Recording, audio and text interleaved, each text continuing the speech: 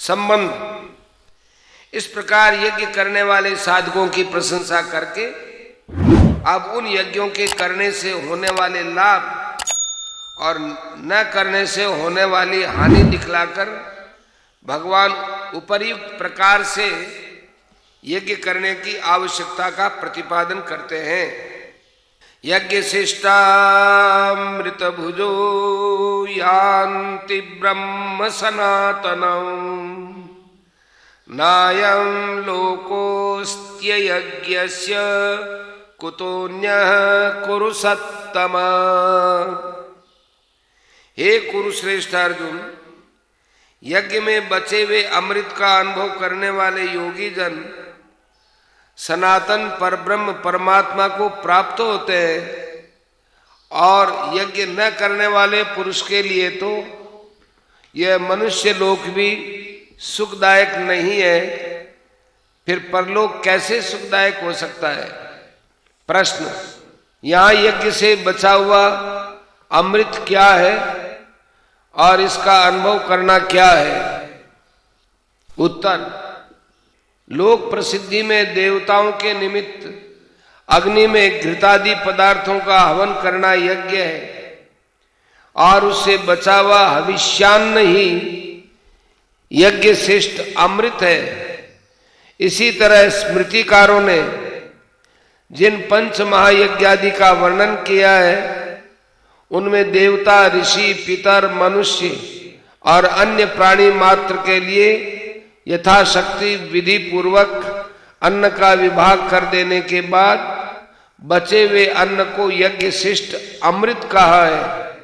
परंतु यहाँ भगवान ने उपर्युक्त यज्ञ के रूपक में परमात्मा की प्राप्ति के ज्ञान, संयम, तप, योग, स्वाध्याय, प्राणायाम आदि ऐसे साधनों का भी वर्णन किया है जिनमें अन्न का संबंध नहीं है। इसलिए यहाँ उपर्युक्त साधनों का अनुष्ठान करने से साधकों का अंतःकरण शुद्ध होकर उसमें जो प्रसाद रूप प्रसन्नता की उपलब्धि होती है वही यज्ञ से बचा हुआ अमृत है, क्योंकि यह अमृत स्वरूप परमात्मा की प्राप्ति में हेतु है तथा इस विशुद्ध भाव से उत्पन्न सुख में नित्य तृप्त रहना ही यहाँ उस अमृत तत्व का अनुभव करना है।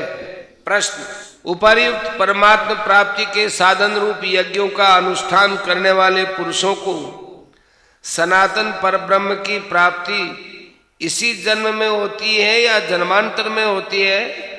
उत्तर, यह उनके साधन की स्थिति पर निर्भर है।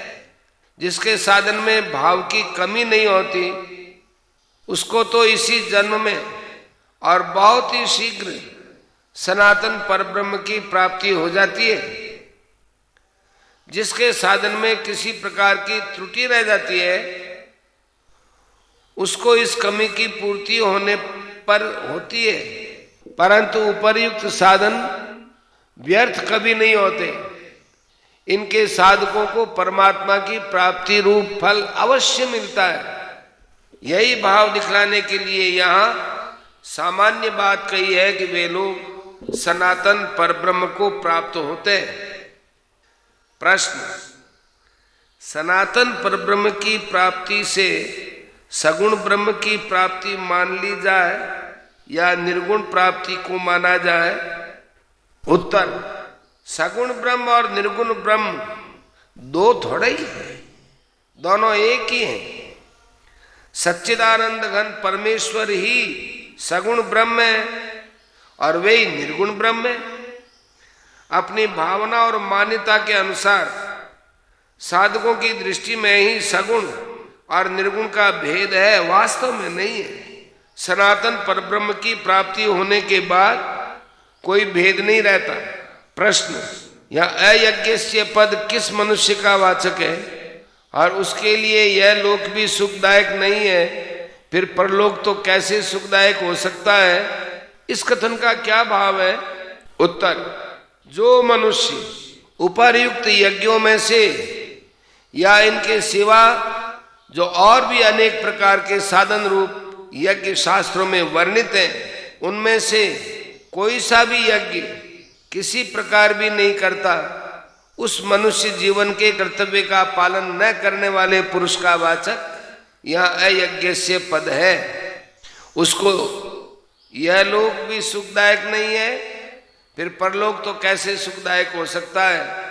इस कथन से ये भाव दिखलाया है कि उपर्युक्त साधनों का अधिकार पाकर भी उनमें न लगने के कारण उसको मुक्ति तो मिलती नहीं, स्वर्ग भी नहीं मिलता, और मुक्ति के द्वार रूप इस मनुष्य शरीर में भी कभी शांति नहीं मिलती, क्योंकि परमार्थ साधनहीन मनुष्य नित्य निरंतर नाना प्रकार की चिंताओं की ज्वाला में जला रहता है। फिर उसे दूसरी योनियों में तो जो केवल भोग योनि मात्र है और जिनमें सच्चे सुख की प्राप्ति का कोई साधन ही नहीं है, शांति मिली कैसे सकती है। मनुष्य शरीर में किए हुए शुभाशुभ कर्मों का ही फल दूसरी योनियों में भोगा जाता है। अतएव जो इस मानव शरीर में अपने कर्तव्य का पालन नहीं करता, उसे किसी भी योनि में सुख नहीं मिल सकता। प्रश्न, इस लोक में शास्त्रविद उत्तर कर्म न करने वालों को और शास्त्र विपरीत कर्म करने वालों को भी स्त्री पुत्र धन मान बढ़ाई प्रतिष्ठा आदि इष्ट वस्तुओं की प्राप्ति रूप सुख का मिलना तो देखा ही जाता है। फिर ये कहने का क्या अभिप्राय है कि यज्ञ न करने वालों को यह मनुष्य लोक भी सुखदायक नहीं है। उत्तर, उपर्युक्त इष्ट वस्तुओं की प्राप्ति रूप सुख का मिलना भी पूर्वकृत शास्त्रविद शुभ कर्मों का ही फल है, पाप कर्मों का नहीं। इस सुख को वर्तमान जन्म में किए हुए पाप कर्मों का या शुभ कर्मों के त्याग का फल कदापि नहीं समझना चाहिए। इसके सिवा उपर्युक्त सुख वास्तव में सुख भी नहीं है।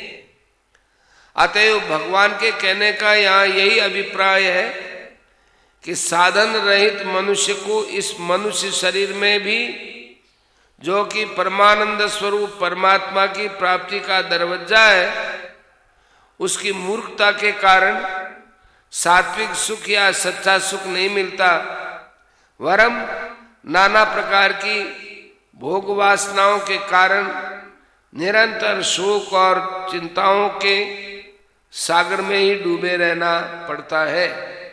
प्रश्न, पुत्र का माता पिता की सेवा करना, स्त्री का पति की सेवा करना, शिष्य का गुरु की सेवा करना और इसी प्रकार शास्त्रविद अन्यान्य शुभ कर्मों का करना यज्ञार्थ कर्म करने के अंतर्गत है या नहीं, उनको करने वाला सनातन ब्रह्म को प्राप्त हो सकता है या नहीं। उत्तर, उपर्युक्त सभी कर्म स्वधर्म पालन के अंतर्गत है। अतएव जो स्वधर्म पालन रूप यज्ञ की परंपरा सुरक्षित रखने के लिए परमेश्वर की आज्ञा मानकर निस्वार्थ भाव से किए जाने वाले युद्ध और कृषि वाणिज्य आदि रूप कर्म भी यज्ञ के अंतर्गत है और उनको करने वाला मनुष्य भी सनातन ब्रह्म को प्राप्त हो जाता है, तब माता पिता आदि गुरुजनों को, गुरु को और पति को परमेश्वर की मूर्ति मानकर या उनमें परमात्मा को व्याप्त समझकर अथवा उनकी सेवा करना अपना कर्तव्य समझकर उन्हीं को सुख पहुंचाने के लिए जो निस्वार्थ भाव से उनकी सेवा करना है, वह यज्ञ के लिए कर्म करना है और इससे मनुष्य को सनातन ब्रह्म की प्राप्ति हो जाती है। इसमें तो कहना ही क्या है। प्रश्न, इस प्रकरण में जो भिन्न भिन्न यज्ञों के नाम से भिन्न भिन्न प्रकार के साधन बतलाए गए हैं, वे ज्ञान योग के द्वारा किए जाने योग्य हैं या कर्मयोग के द्वारा। उत्तर, 24वें श्लोक में जो ब्रह्म यज्ञ और 25वें श्लोक के उत्तरार्ध में जो आत्मा परमात्मा का अभेद दर्शन रूप यज्ञ बतलाया गया है, उन दोनों का अनुष्ठान तो ज्ञान योगी कर सकता है, कर्मयोगी नहीं कर सकता, क्योंकि उनमें साधक परमात्मा से भिन्न नहीं रहता। उनको छोड़कर से सभी साधनों का अनुष्ठान ज्ञान योगी और कर्मयोगी दोनों ही कर सकते हैं। इनमें दोनों के लिए किसी प्रकार की अड़चन नहीं है।